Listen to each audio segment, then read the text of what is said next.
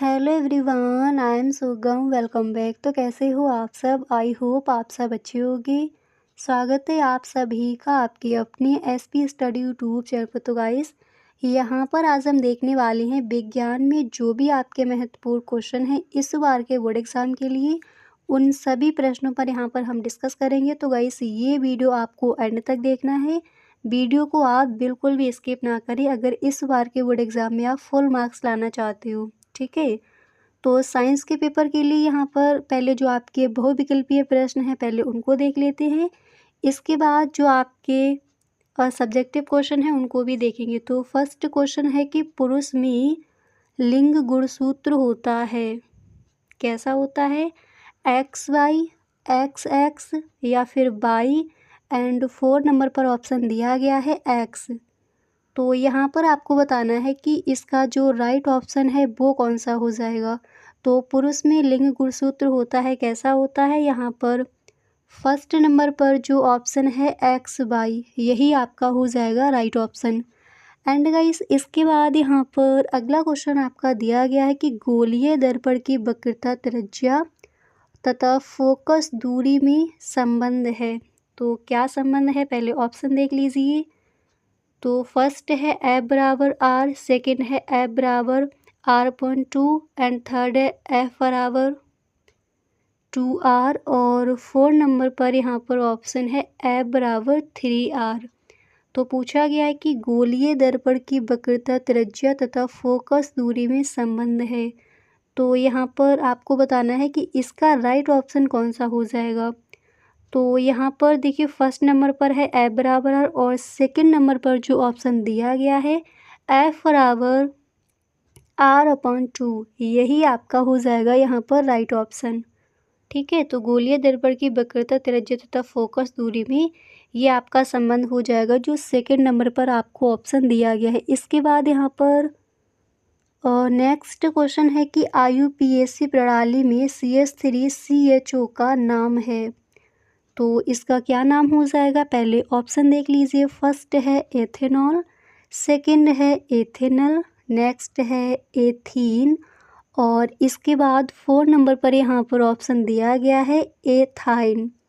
आपको बताना है कि IUPAC CH3CHO का नाम IUPAC में क्या हो जाएगा। तो यहाँ पर गाइस गैस करके बताइए कि राइट ऑप्शन आपका कौन सा होगा। तो फर्स्ट नंबर पर हमें ऑप्शन क्या मिला है, एथेनॉल, सेकंड नंबर पर एथेनल, थर्ड नंबर पर एथीन और 4 नंबर पर हमें ऑप्शन मिला है एथाइन। तो जो राइट ऑप्शन है वो आपका हो जाएगा एथेनल। ध्यान रखना है CH3CHO का IUPAC नाम हो जाएगा एथेनल। ठीक है, इसके बाद अगला क्वेश्चन जो मोस्ट इम्पोर्टेंट है कि स्वस्थ नेत्र के लिए दूरबिंदु होता है तो कितना होता है। पहले ऑप्शन देख लीजिए। फर्स्ट नंबर पर ऑप्शन है 25 सेंटीमीटर पर, सेकंड नंबर पर ऑप्शन है 50 सेंटीमीटर पर और इस क्वेश्चन को गाइस जो आपको साइंस का मॉडल पेपर का फुल सॉल्यूशन दिया गया था वहाँ पर भी हमने इस क्वेश्चन के आंसर को देखा था। थर्ड नंबर पर ऑप्शन है 100 सेंटीमीटर पर और 4 नंबर पर यहाँ पर ऑप्शन है अनंत पर। तो स्वस्थ नेत्र के लिए दूरबिंदु होता है तो कैसा होता है, 25 सेंटीमीटर पर रॉन्ग ऑप्शन है, 50 सेंटीमीटर भी रॉन्ग ऑप्शन है, 100 सेंटीमीटर भी रॉन्ग ऑप्शन है। राइट ऑप्शन यहाँ पर कौन सा हो जाएगा, अनंत पर। ठीक है, 4 नंबर पर जो ऑप्शन है यही आपका हो जाएगा राइट ऑप्शन। इसके बाद गाइस अगला क्वेश्चन यहाँ पर है कि कांच का अपवर्तनांक न्यूनतम होता है। तो कांच का अपवर्तनांक न्यूनतम होता है कितना, यहाँ पर पहले ऑप्शन देख लीजिए। तो गाइस यहाँ पर फर्स्ट ऑप्शन है बैंगनी रंग का, सेकंड ऑप्शन है पीले रंग का, थर्ड ऑप्शन है हरे रंग का और 4 नंबर पर ऑप्शन दिया गया है लाल रंग के लिए। तो कांच का अपवर्तनांक न्यूनतम होता है बैंगनी रंग के लिए, पीले रंग के लिए या फिर हरे रंग के लिए एंड यहाँ पर 4 नंबर पर हमें ऑप्शन मिला है कि लाल रंग के लिए। तो यहाँ पर गाइस जो आपका राइट ऑप्शन है वो यहाँ पर हो जाएगा लाल रंग के लिए। आपको ध्यान रखना है कि कांच का अपवर्तनांक न्यूनतम कब होता है, लाल रंग के लिए, यानी 4 नंबर पर जो ऑप्शन दिया गया है यही आपका यहाँ पर हो जाएगा राइट ऑप्शन। इसके बाद गाइस अगला क्वेश्चन यहाँ पर है कि पौधों में कायिक प्रवर्धन के लिए कौन सा भाग अधिक अनुकूल होता है। तो यहाँ पर पहले ऑप्शन देख लीजिए। फर्स्ट नंबर पर ऑप्शन में मिला है तना, सेकंड नंबर पर ऑप्शन में दी गई है पत्ती, एंड गाइस तीसरा आपका ऑप्शन है जड़, और 4 नंबर पर है प्रकलिका। तो आपको बताना है कि पौधों में कायिक प्रवर्धन के लिए कौन सा भाग अधिक अनुकूल होता है। तो यहाँ पर देखिए फर्स्ट नंबर पर जो ऑप्शन मिला है तना, ये आपका हो जाएगा रॉन्ग ऑप्शन। इसके बाद गाइस सेकंड नंबर पर जो ऑप्शन दिया गया है पत्ती, और थर्ड नंबर पर ऑप्शन जड़ है, 4 नंबर पर ऑप्शन है प्रकलिका, और यहाँ पर जो 4 नंबर पर आपको ऑप्शन दिया गया है यही आपका हो जाएगा राइट ऑप्शन। ठीक है, जड़ पत्ती तना रॉन्ग है, प्रकलिका आपका राइट ऑप्शन है। एंड गाइस इसके बाद अगला क्वेश्चन है कि ग्रीन हाउस प्रभाव किसके द्वारा प्रदर्शित होता है। मोस्ट इम्पोर्टेंट क्वेश्चन है, कई बार पूछा गया है बोर्ड एग्जाम में। तो ग्रीन हाउस प्रभाव किसके द्वारा प्रदर्शित होता है। N2O के द्वारा, CO2 के द्वारा, या फिर एंड इसके बाद यहाँ पर गाइस नेक्स्ट ऑप्शन है कि CFCS के द्वारा, एंड नेक्स्ट ऑप्शन है कि उपर्युक्त सभी। तो यहाँ पर आपको बताना है कि इसका जो राइट ऑप्शन है वो कौन सा हो जाएगा, कि ग्रीन हाउस प्रभाव किसके द्वारा प्रदर्शित होता है। तो यहाँ पर आप गाइस बताइए कि इसका जो राइट ऑप्शन है वो कौन सा हो जाएगा। ठीक है, तो गाइस ये जो क्वेश्चन है इसका आंसर हम एंड में देखेंगे। अगला क्वेश्चन यहाँ पर तब तक देख लीजिए। नेक्स्ट है कि आहार श्रृंखला में उत्पादक होते हैं। तो आहार श्रृंखला में उत्पादक कितने होते हैं या फिर कौन से होते हैं। फर्स्ट नंबर पर ऑप्शन है कि चूहा, सेकंड नंबर पर ऑप्शन है बिल्ली, इसके बाद गाइस थर्ड नंबर पर ऑप्शन है खरगोश, और इसके बाद यहाँ पर 4 नंबर पर ऑप्शन दिया गया है कि हरे पौधे एवं नील हरित शैवाल। तो आपको यहाँ पर बताना है कि आहार श्रृंखला में उत्पादक होते हैं। तो चूहा जो ऑप्शन है ये ऑप्शन आपका गाइस गलत है। इसके बाद सेकंड ऑप्शन मिला है बिल्ली, ये ऑप्शन भी आपका रॉन्ग हो जाएगा। इसके बाद यहाँ पर नेक्स्ट ऑप्शन है खरगोश, तो खरगोश जो ऑप्शन दिया गया है ये ऑप्शन भी आपका हो जाएगा रॉन्ग ऑप्शन। आपको ध्यान रखना है कि आहार श्रृंखला में उत्पादक होते हैं हरे पौधे एवं नील हरित शैवाल, यानी 4 नंबर पर जो ऑप्शन है यही आपका हो जाएगा राइट ऑप्शन। इसके बाद यहाँ पर अगला क्वेश्चन क्या दिया गया है उसको देख लेते हैं।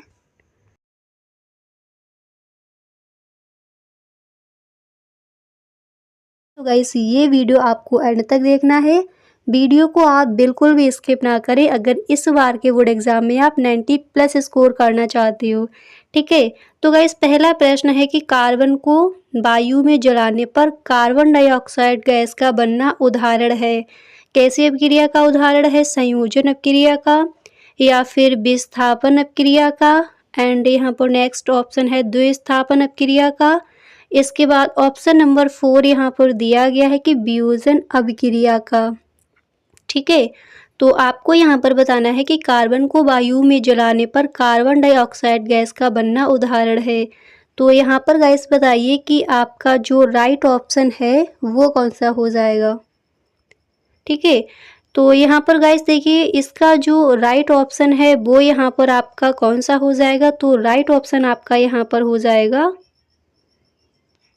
सेकेंड वाला, विस्थापन अभिक्रिया का। ठीक है, किसका उदाहरण है ये, विस्थापन अभिक्रिया का, यानी सेकेंड नंबर पर जो ऑप्शन है राइट ऑप्शन है। इसके बाद गाइस अगला क्वेश्चन है कि कैल्शियम नाइट्रेट का रासायनिक सूत्र क्या है। मोस्ट इम्पोर्टेंट है क्वेश्चन। तो देखिए फर्स्ट ऑप्शन है कि CaNO3, सेकेंड ऑप्शन है CaNO3 का whole twice, and third option है Ca3NO3, और यहाँ पर 4 नंबर पर हमें ऑप्शन मिला है Ca2NO3। तो हमें यहाँ पर क्या बताना है, हमें यहाँ पर बताना है कि कैल्शियम नाइट्रेट का रासायनिक सूत्र क्या हो जाएगा। तो यहाँ पर गाइस आप बताइए कि राइट ऑप्शन कौन सा होगा। तो पहले यहाँ पर देख लेते हैं। देखिए जो 4 नंबर पर ऑप्शन मिला है कि CA2NO3, ये आपका यहाँ पर राइट ऑप्शन नहीं होगा, ठीक है। और इसके बाद गाइस 3rd नंबर पर ऑप्शन है CA3NO3 एंड 2nd नंबर पर ऑप्शन है CaNO3 का होल ट्वाइस और 1st नंबर पर हमें ऑप्शन मिला है CaNO3। तो आपको यहाँ पर बताना है कि राइट ऑप्शन कौन सा होगा। तो कैल्शियम नाइट्रेट का रासायनिक सूत्र आपको बताना है। तो राइट ऑप्शन हो जाएगा CaNO3 का होल ट्वाइस, ठीक है। कैल्शियम नाइट्रेट का रासायनिक सूत्र 2nd नंबर पर जो ऑप्शन दिया गया था वही आपका राइट ऑप्शन है। इसके बाद गाइस अगला क्वेश्चन है कि जिंक चूर्ण पर तन सल्फ्यूरिक अम्ल की अभिक्रिया से गैस निकलती है। कौन सी गैस निकलती है? H2। 2nd नंबर पर ऑप्शन मिला है O2 एंड इसके बाद 3rd नंबर पर हमें ऑप्शन मिला है Cl2 एंड गाइस इसके बाद हमें यहाँ पर 4 नंबर पर ऑप्शन मिला है CO2, ठीक है। तो यहाँ पर क्या बताना था, यहाँ पर हमें बताना है कि जिंक चूर्ण पर तन सल्फ्यूरिक अम्ल की अभिक्रिया से गैस निकलती है। तो कौन सी गैस निकलती है, यहाँ पर आपका राइट ऑप्शन कौन सा हो जाएगा वो आपको बताना है। तो गाइस यहाँ पर जो आपका ऑप्शन नंबर दिया गया है फर्स्ट H2, यही आपका हो जाएगा राइट ऑप्शन। जिंक चूर्ण पर तन सल्फ्यूरिक अम्ल की अभिक्रिया से H2 गैस निकलती है। क्लियर। अगला क्वेश्चन क्या है उसको देख लीजिए। तो नेक्स्ट है कि जिन अभिक्रियाओं में आयनों के विलयन से नए यौगिक बनते हैं उन्हें कहा जाता है। क्या कहा जाता है? फर्स्ट ऑप्शन है कि प्रतिस्थापन अभिक्रिया, 2nd है उभय अपघटन एंड अपघटन एंड 3rd नंबर पर ऑप्शन यहाँ पर है योगात्मक अभिक्रिया। इसके बाद गाइस 4 नंबर पर है वियोजन अभिक्रिया। तो आपको बताना है कि जिन अभिक्रियाओं में आयनों के विनिमय से नए यौगिक बनते हैं उन्हें कहा जाता है। और गाइस आपको ध्यान रखना है कि पहले यहाँ पर जो आपका साइंस का फर्स्ट चैप्टर है उसमें कौन कौन से आपके इम्पोर्टेंट क्वेश्चन हैं उन पर डिस्कस कर रहे हैं, ठीक है। साइंस का जो आपका फर्स्ट चैप्टर है तो कौन से ऑब्जेक्टिव क्वेश्चन कौन से सब्जेक्टिव क्वेश्चन इंपॉर्टेंट हैं उन पर पहले यहाँ पर हम डिस्कस करेंगे। तो यहाँ पर राइट ऑप्शन हो जाएगा उभय अपघटन, ठीक है। और गाइस देखिए उसके बाद आगे हम देखेंगे कि नेक्स्ट चैप्टर के इम्पोर्टेंट क्वेश्चन क्या होंगे। चैप्टर बाय चैप्टर यहाँ पर चलेंगे तो आसानी से आपको समझ आ जाएगा कि साइंस में पूरी बुक से कौन कौन से आपके महत्वपूर्ण क्वेश्चन हैं। अब सब्जेक्टिव क्वेश्चन में पहला प्रश्न है कि वियोजन अपक्रियाएं किन्हें कहते हैं, एक उदाहरण दीजिए, ठीक है। तो आप इस तरह से इस प्रश्न का आंसर लिखोगे कि ऐसी रासायनिक अपक्रियाएं जिनमें कोई पदार्थ वियोजित होकर 2 या 2 से अधिक पदार्थ उत्पन्न करता है उसे ही हम कहते हैं वियोजन अभिक्रिया। इसका उदाहरण एग्जाम्पल अभी यहाँ पर देखेंगे। तो पहले एक बार दोबारा से इसका आंसर देख लीजिए। आप लिखोगे कि ऐसी रासायनिक अपक्रियाएं जिनमें कोई पदार्थ वियोजित होकर 2 या 2 से अधिक पदार्थ उत्पन्न करता है उसे ही हम वियोजन अपक्रिया कहते हैं। जैसे NH4Cl यहाँ पर दिया गया है तो इसको जब हम गर्म करेंगे तो ये क्या हो जाएगा NH3 प्लस HCl यानी हाइड्रोजन क्लोराइड और इधर क्या हो जाएगा ये अमोनिया NH3, ठीक है। तो यही यहाँ पर बताया गया था कि ऐसी रासायनिक अपक्रियाएं जिनमें कोई पदार्थ वियोजित होकर 2 या 2 से अधिक, तो यहाँ पर NH3 प्लस क्या हो गया HCl 2 या 2 से अधिक पदार्थ उत्पन्न करता है उसी को हम वियोजन अपक्रिया कहते हैं, ठीक है। यहाँ पर ये क्या है अमोनिया क्लोराइड को जब हमने गर्म किया तो ये किसमें टूट गया हाइड्रोजन क्लोराइड और अमोनिया। तो गाइस यहाँ पर NH4 और Cl क्या हो जाएगा अमोनिया क्लोराइड और यहाँ पर HCl क्या हो जाएगा हाइड्रोजन क्लोराइड, ठीक है।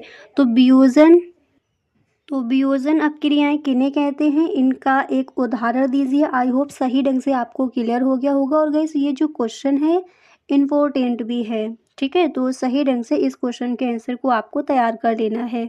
और इसका उदाहरण क्या हो जाएगा उसको भी यहाँ पर आपने देख लिया। इसके बाद गाइस अगला मोस्ट इम्पोर्टेंट क्वेश्चन है आपका फर्स्ट चैप्टर से कि उपचयन एवं अपचयन में अंतर स्पष्ट कीजिए।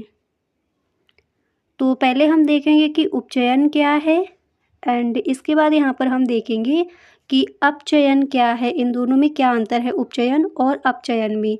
तो पहले यहाँ पर उपचयन समझ लीजिए। आप लिखोगे कि इसमें हाइड्रोजन पृथक होती है यानी अलग होती है।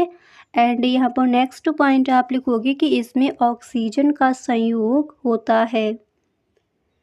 अगला पॉइंट आप लिखोगे कि इसमें वैद्युत धनात्मक अवयव की संयोजकता बढ़ती है।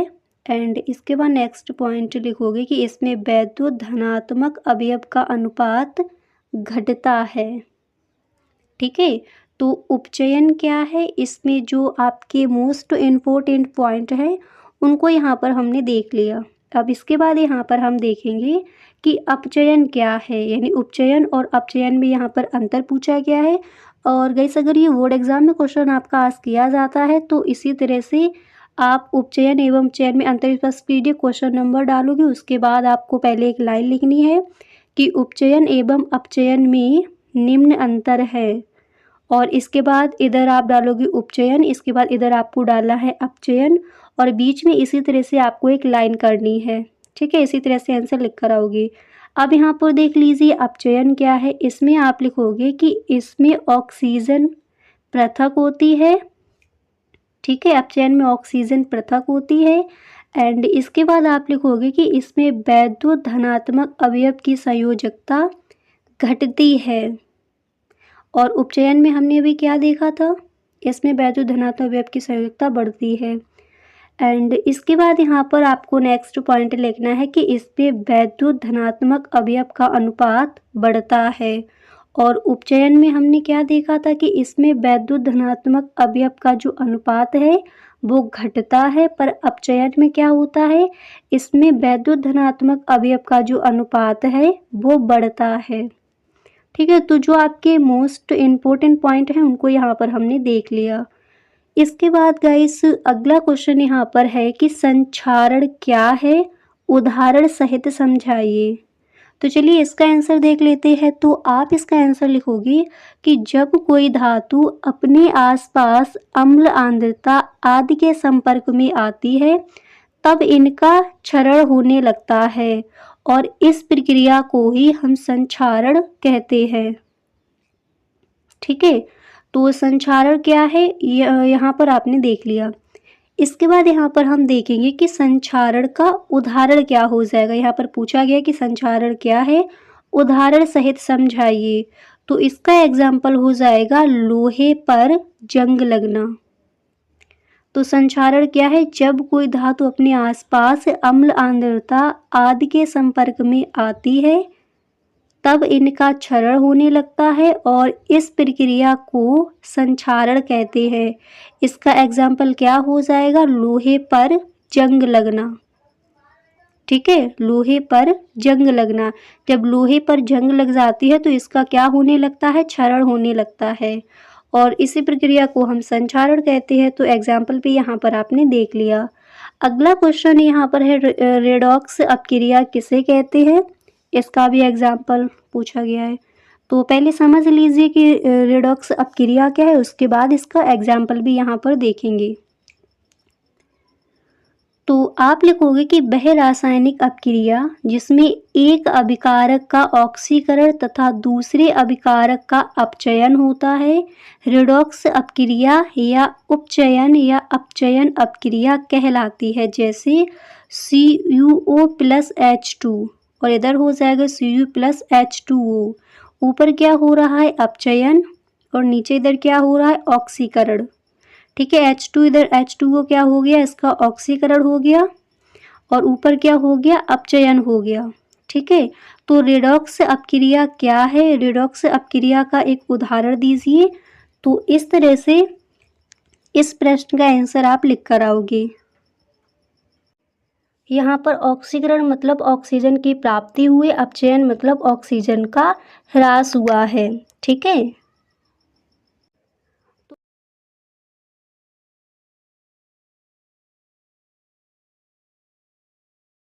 वीडियो है और ये गाइस सेकंड जो आपका चैप्टर है उससे जो भी इम्पोर्टेंट क्वेश्चन है वो सभी प्रश्न यहाँ पर रखे गए हैं। और इसमें और जो फर्स्ट वीडियो था उसमें हमने फर्स्ट चैप्टर में जो आपके इम्पोर्टेंट क्वेश्चन है वो वहाँ पर रखे थे।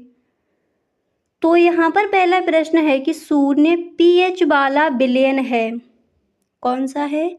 अम्लीय, क्षारीय, उदासीन या फिर इनमें से कोई नहीं। तो यहाँ पर आपको बताना है कि इसका जो राइट ऑप्शन है वो कौन सा हो जाएगा। ठीक है, और गाइस इसी तरह से साइंस के चैप्टर बाय चैप्टर जो भी आपके इम्पोर्टेंट क्वेश्चन है पूरी बुक से वो सभी आपको बताए जाएंगे इसी चैनल पर। ठीक है, तो अगर अभी तक सब्सक्राइब नहीं किया है तो प्लीज़ कर लीजिए। तो यहाँ पर राइट ऑप्शन हो जाएगा अम्लीय। शून्य पीएच वाला विलयन कौन सा है? अम्लीय। नेक्स्ट क्वेश्चन है कि शुद्ध जल का पीएच मान है, इम्पोर्टेंट है, कई बार ये क्वेश्चन पूछा भी गया है। तो शुद्ध जल का जो पीएच मान है वो कितना होता है? यहाँ पर जो पहले आपको ऑप्शन मिले हैं उन ऑप्शंस को देख लीजिए। फर्स्ट है 0, सेकेंड ऑप्शन यहाँ पर मिला है 1 और थर्ड ऑप्शन है 7 एंड गाइस इसके बाद यहाँ पर ऑप्शन नंबर 4 दिया गया है 14। तो आपको यहाँ पर बताना है कि जो शुद्ध जल होता है उसका पीएच मान कितना होता है। ठीक है, तो यहाँ पर आपका जो राइट ऑप्शन है वो कौन सा हो जाएगा वो आपको बताना है।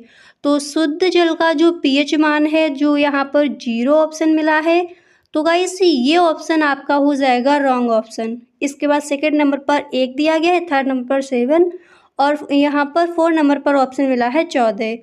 तो राइट ऑप्शन हो जाएगा जो थर्ड नंबर पर है 7 यानी 7। शुद्ध जल का पीएच मान कितना होता है? 7 होता है, याद रखना है आपको।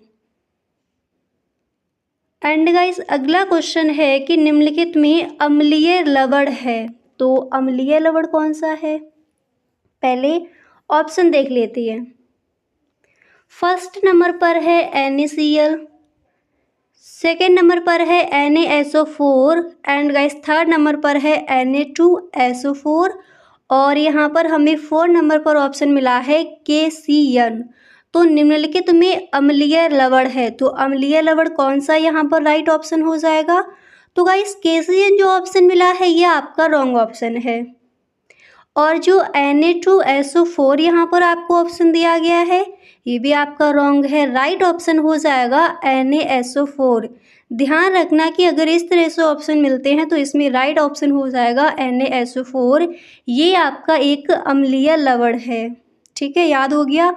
अगला क्वेश्चन है कि प्लास्टर ऑफ पेरिस का रासायनिक सूत्र है, तो ये भी गाइस आपका मोस्ट इम्पोर्टेंट है। धावन सोडा का सूत्र पूछा जाता है और प्लास्टर ऑफ पेरिस का रासायनिक सूत्र क्या है?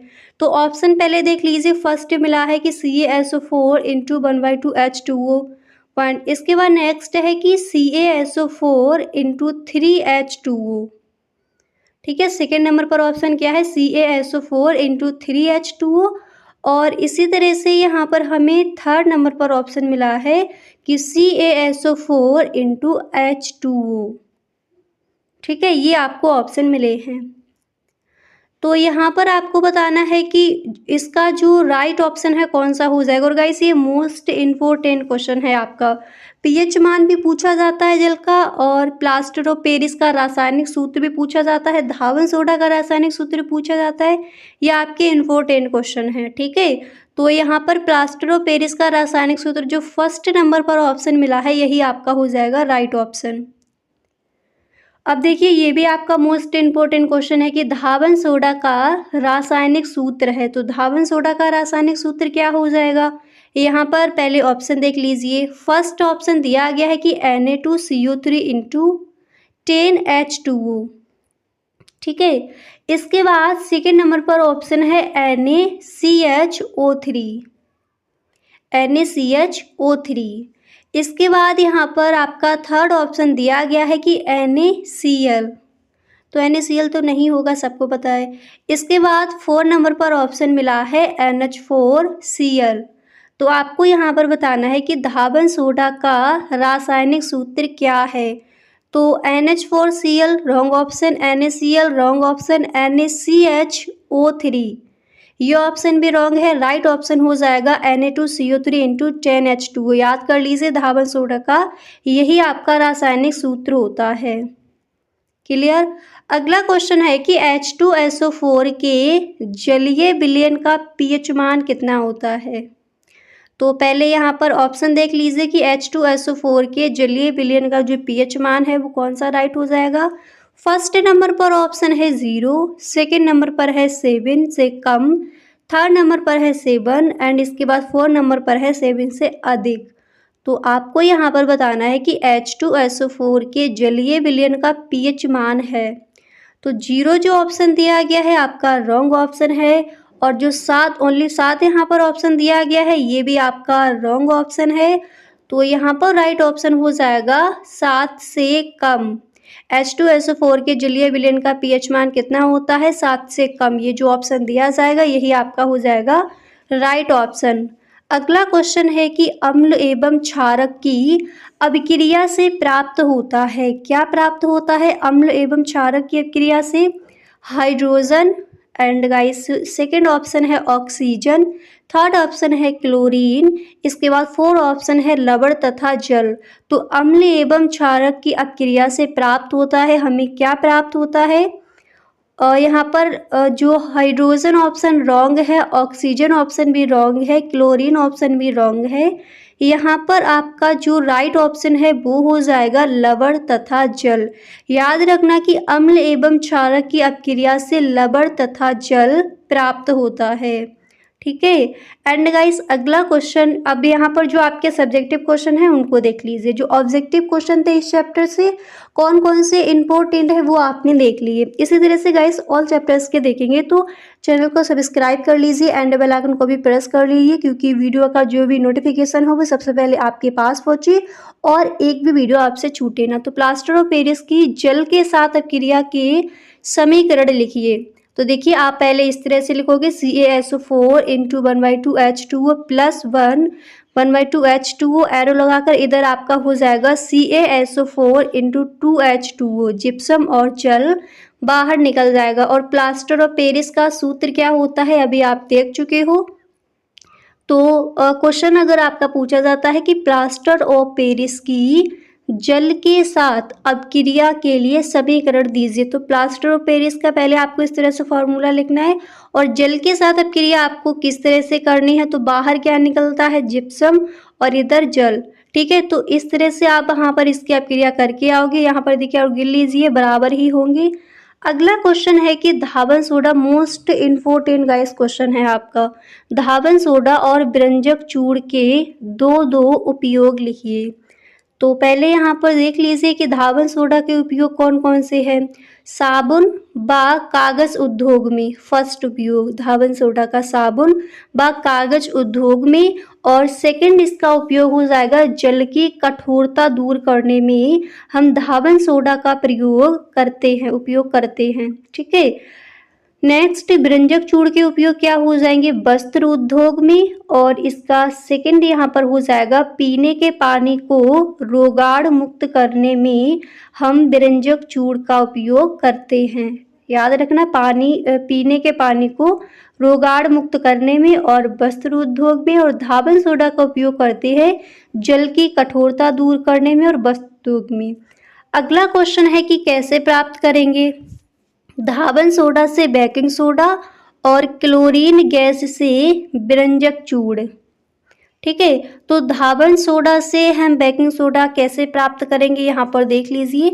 तो धावन सोडा का सूत्र हमारा क्या होता है, Na2CO3 plus H2O plus CO2, और इधर आपका हो जाएगा 2NaHCO3, यानी ये आपका निकल के आ जाएगा बेकिंग सोडा। ठीक है, तो यहाँ पर यही पूछा गया था कि धावन सोडा से बेकिंग सोडा कैसे प्राप्त करेंगे और क्लोरीन गैस से व्यंजक चूर्ण कैसे प्राप्त करेंगे। तो इसमें H2O प्लस CO2। ठीक है, इसके बाद इधर आपका निकल के बेकिंग सोडा आ जाएगा। क्लियर। इसको 2-3 बार आपको लगाना है तो अच्छे से याद हो जाएगा। क्लोरीन गैस से व्यंजक चूर्ण कैसे निकालते हैं? तो देखिए यहाँ पर बुझा हुआ चूना पहले Ca कोष्टक में OH का होल्डर्स प्लस Cl2 और इधर आपका व्यंजक चूर्ण निकल के व्यंजक चूर्ण और जल आ जाएगा कि CaOCl2 प्लस H2O। तो ठीक है। और गाइस इसके 2 वीडियो अपलोड कर दिए हैं, उसमें भी हमने जो आपके मोस्ट इम्पोर्टेंट क्वेश्चन हैं उन पर डिस्कस किया है। तो अगर आपने गाइस उन वीडियोस को नहीं देखा है तो एक बार आप प्लेलिस्ट चेक कर लीजिए, वहाँ पर आपको वीडियोस मिल जाएंगे। नहीं तो आप डिस्क्रिप्शन बॉक्स यहाँ पर चेक कर लीजिए, यहाँ पर वीडियो का लिंक आपको मिल जाएगा और यहाँ से उन वीडियोज़ को आप ज़रूर देख लें। ठीक है। और ये है आपका 3rd पार्ट। तो यहाँ पर भी हम देखेंगे जो आपके इम्पोर्टेंट क्वेश्चन हैं साइंस के, इसी तरह से आपकी पूरी तैयारी की जाएगी। उन वीडियोस में हमने 1st चैप्टर और 2nd चैप्टर के जो आपके इम्पोर्टेंट क्वेश्चन हैं उनको देखा है और यहाँ पर हम देखेंगे जो आपका 3rd चैप्टर है साइंस में, उस चैप्टर में कौन कौन से आपके इम्पोर्टेंट क्वेश्चन हैं। तो पहला प्रश्न है कि एल्यूमिनियम की सतह पर ऑक्सीजन परत कहलाती है। क्वेश्चन कई बार पूछा गया है। ठीक है। तो एल्यूमिनियम की सतह पर ऑक्सीजन की परत क्या कहलाती है? एनोडिंग। एंड यहाँ पर नेक्स्ट ऑप्शन है कैटनेशन और अगला ऑप्शन है बेसेम रिकरण एंड नेक्स्ट ऑप्शन है इनमें से कोई नहीं। तो यहाँ पर आपको बताना है कि इसमें जो आपका राइट ऑप्शन है वो कौन सा हो जाएगा।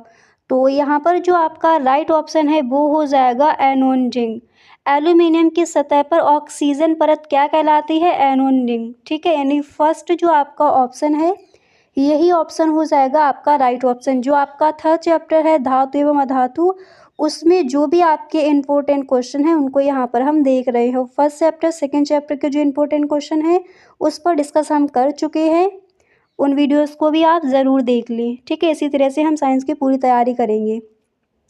अगला क्वेश्चन है गाइस कि पीतल है क्या है? उपधातु, मिश्र धातु या फिर यौगिक। और इसके बाद यहाँ पर अगला ऑप्शन आपको दिया गया है कि संक्षारण। तो आपको बताना है कि पीतल क्या है। ठीक है। तो देखिए यहाँ पर जो 4 नंबर पर ऑप्शन मिला है कि संक्षारण, ये यहाँ पर हो जाएगा आपका रॉन्ग ऑप्शन। पीतल ऑप्शन में क्या दिया है कि संक्षारण, ये रॉन्ग ऑप्शन है। इसके बाद 3rd नंबर पर ऑप्शन है कि यौगिक, ये भी आपका यहाँ पर हो जाएगा रॉन्ग ऑप्शन। ठीक है। और 1st नंबर पर क्या दिया गया है? 1st नंबर पर ऑप्शन है उपधातु, तो ये ऑप्शन आपका कैसा हो जाएगा? रॉन्ग हो जाएगा। तो राइट ऑप्शन यहाँ पर होगा मिश्र धातु। आपको ध्यान रखना है कि पीतल एक मिश्र धातु है। कैसी है? मिश्र धातु है। याद हो गया। अगला क्वेश्चन है कि आर्सेनिक तत्व है, कैसा तत्व है? यहाँ पर इसके पहले ऑप्शन देख लेते हैं।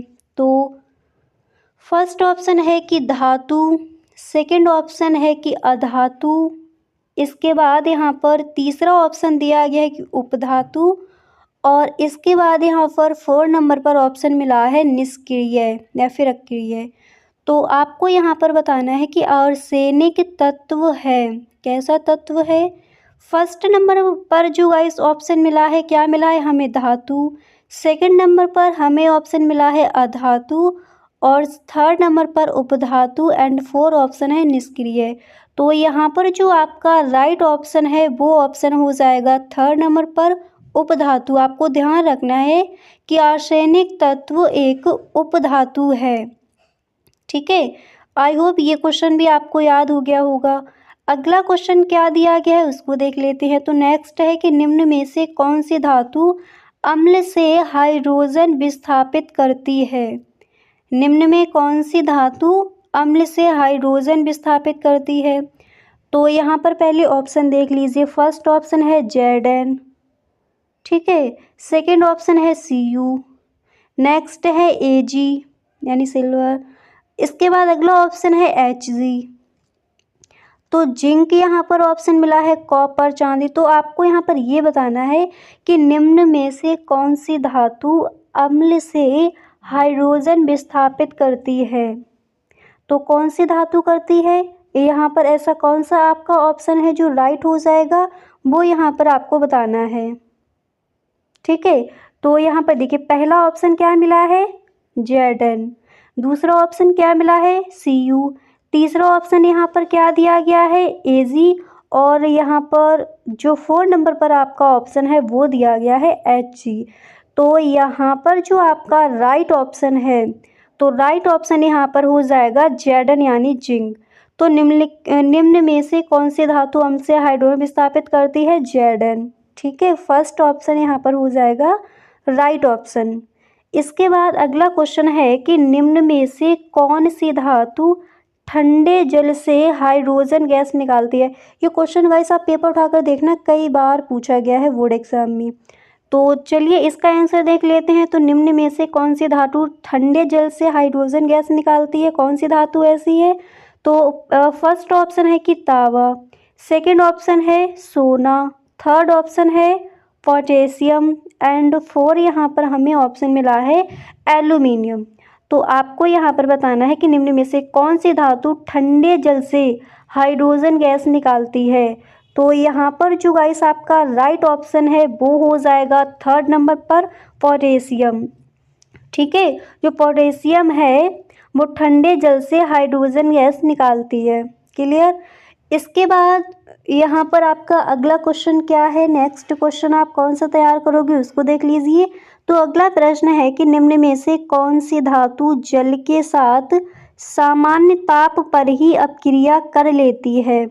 तो फर्स्ट ऑप्शन क्या दिया गया है, कॉपर।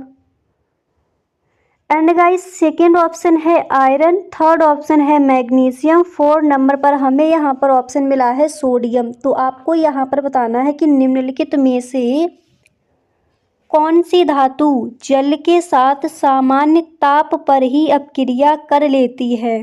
तो कौन सी धातु है, यहाँ पर आपको 4 नंबर पर ऑप्शन क्या दिया गया है, सोडियम। तो गाइस ये आपका यहाँ पर हो जाएगा रॉन्ग ऑप्शन।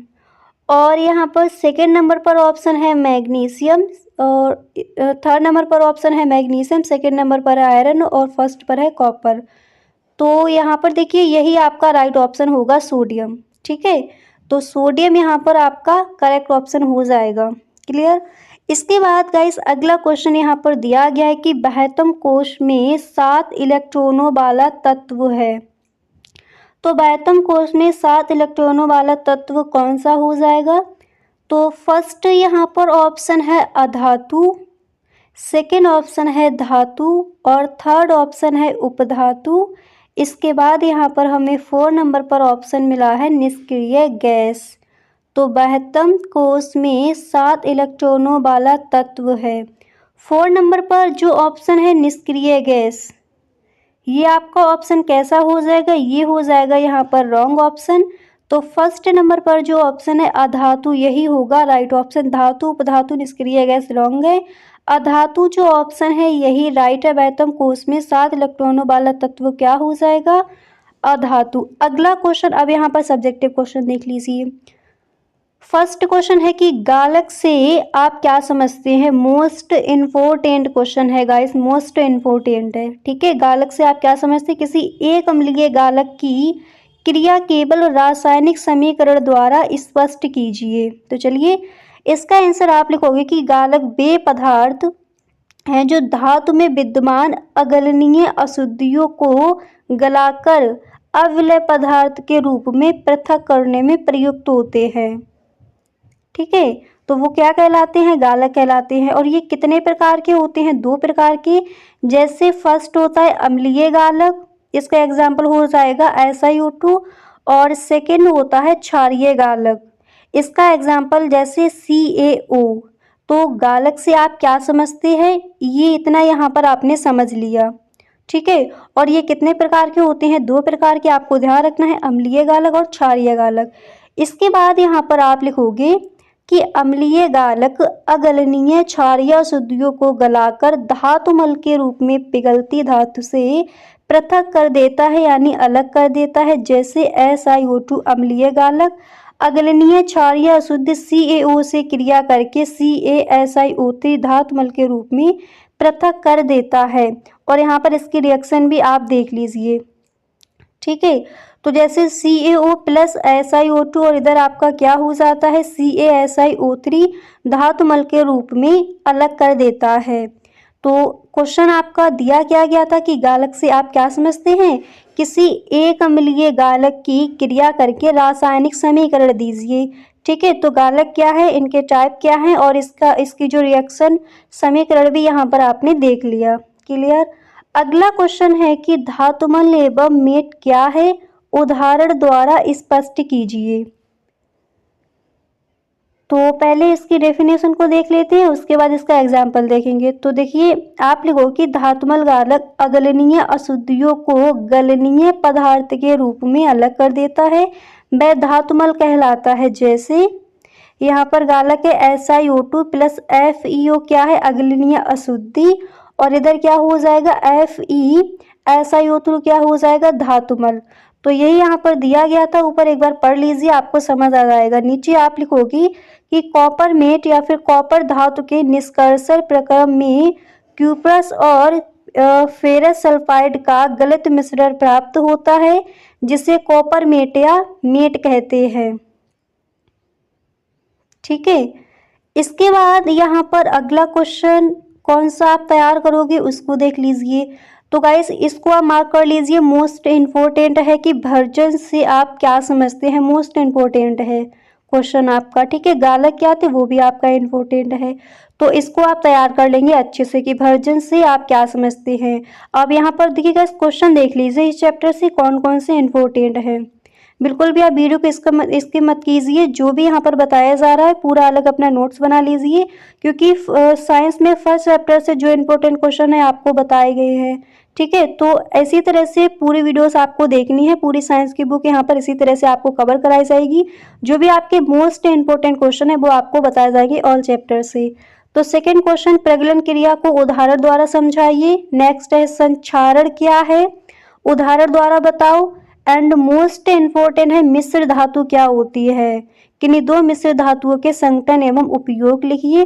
और प्रगलन भर्जन मिश्र धातु इम्पोर्टेंट है। इसके बाद यहाँ पर एक ये भी क्वेश्चन तैयार कर लेंगे आप कि क्या होता है जब रिएक्शन आपको यहाँ पर देनी है, जब कॉपर की छड़ को सिल्वर नाइट्रेट के विलयन में डालते हैं। क्या होता है जब कॉपर की छड़ को सिल्वर नाइट्रेट के विलयन में डालते हैं। ठीक है, तो इसका आपको समीकरण भी वहां पर देना है।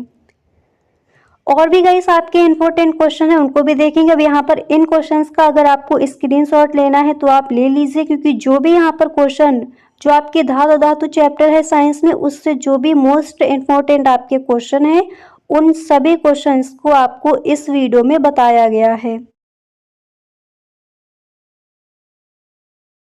इम्पोर्टेंट क्वेश्चन है, उन सभी प्रश्नों पर यहाँ पर हम डिस्कस करेंगे। ठीक है, तो ये वीडियो आपको एंड तक देखना है, वीडियो को आप बिल्कुल भी स्किप ना करें। अगर इस बार के बोर्ड एग्जाम में और साइंस के पेपर में आप फुल मार्क्स लाना चाहते हो, तो फर्स्ट क्वेश्चन यहाँ पर आप देख सकते हो, दिया गया है कि कार्बन परमाणु की संयोजकता है। ठीक है, तो कार्बन परमाणु की संयोजकता कितनी है, 2। नेक्स्ट ऑप्शन में मिला है 3, नेक्स्ट ऑप्शन है 4, इसके बाद अगला ऑप्शन यहाँ पर दिया गया है 5। तो गाइस यहाँ पर आपको बताना है कि इसका जो राइट ऑप्शन है वो कौन सा हो जाएगा। ठीक है, और गाइस देखिए, इसी तरह से 3 वीडियोस अपलोड कर दी हैं, उसमें हमने देखा था फर्स्ट चैप्टर, सेकंड चैप्टर और थर्ड चैप्टर में कौन कौन से आपके इम्पोर्टेंट क्वेश्चन है। अब इसमें हम देख रहे हैं जो आपका 4 चैप्टर है, वो जो आपका गाइस चैप्टर 4 है, उसमें कौन कौन से आपके इम्पोर्टेंट क्वेश्चन है उन पर यहाँ पर हम डिस्कस कर रहे हैं। ठीक है, कार्बन तथा यौगिक वाला जो आपका चैप्टर है उस चैप्टर से। और इसी तरह से गाइस चैप्टर बाय चैप्टर जो भी इम्पोर्टेंट क्वेश्चन है पूरी बुक से आपको बताए जाएंगे, एकदम अच्छे से तैयारी आप कर सकते हो यहाँ पर। ठीक है, तो गाइस अगर उन वीडियोस को आपको देखना है तो एक बार आप प्लेलिस्ट जरूर चेक कर ले, वहाँ पर आपको सारे वीडियोस मिल जाएंगे। क्लियर। तो यहाँ पर क्वेश्चन फर्स्ट था कि कार्बन परमाणु की संयोजकता है, तो कार्बन परमाणु की संयोजकता कितनी है, 4। यानी यहाँ पर जो थर्ड नंबर पर ऑप्शन दिया गया था यही आपका हो जाएगा गाइस राइट ऑप्शन। अब यहाँ पर अगला क्वेश्चन है कि कौन सा यौगिक असंतृप्त यौगिक है, तो कौन सा यौगिक असंतृप्त यौगिक है, पहले यहाँ पर ऑप्शन देख लीजिए, इसके बाद जो राइट ऑप्शन होगा उसको देखेंगे। फर्स्ट ऑप्शन है ethane and guys second option है मीथेन। अगला ऑप्शन है एथिलीन एंड इसके बाद ऑप्शन नंबर 4 यहाँ पर हमें दिया गया है एथिल एल्कोहल। आपको बताना है कि कौन सा इसमें असंतृप्त यौगिक है। ठीक है, असंतृप्त यौगिक कौन सा है वो यहाँ पर आपको बताना है। तो फर्स्ट ऑप्शन हमें यहाँ पर क्या दिया गया है, एथेन। सेकंड हमें ऑप्शन मिला है मीथेन और इसके बाद थर्ड ऑप्शन है एथिलीन और फोर्थ ऑप्शन हमें मिला है एथिल एल्कोहल। तो यहाँ पर गाइस आपका जो राइट ऑप्शन है वो हो जाएगा एथिलीन, यानी थर्ड नंबर पर जो ऑप्शन है यही आपका असंतृप्त यौगिक है, एथिलीन। क्लियर। अगला क्वेश्चन गाइस मोस्ट इम्पोर्टेंट है, कई बार ये प्रश्न बोर्ड एग्जाम में आस्क किया गया है साइंस के पेपर में कि एसिटिक अम्ल का IUPAC नाम क्या हो जाएगा। तो एसिटिक अम्ल का IUPAC नाम आपको बताना है, तो पहले यहाँ पर ऑप्शन देख लेते हैं, इसके बाद जो आपका राइट ऑप्शन होगा उसको देखेंगे। फर्स्ट मिला है एसिटिक अम्ल, इसके बाद यहाँ पर सेकेंड ऑप्शन है एथेनोइक अम्ल, इसके बाद ऑप्शन नंबर थर्ड है प्रोपेनोइक अम्ल एंड गाइस नेक्स्ट ऑप्शन है मेथेनोइक अम्ल। आपको बताना है कि एसिटिक अम्ल का IUPAC नाम क्या हो जाएगा। तो यहाँ पर गाइस जो आपका राइट ऑप्शन है, चलिए उसको देख लेते हैं कि यहाँ पर एसिटिक अम्ल का आपका IUPAC नाम क्या होगा। ठीक है, तो यहाँ पर गाइस कौन सा आपका राइट ऑप्शन हो जाएगा, आप गैस करके बताइए कौन सा आपका राइट ऑप्शन होगा।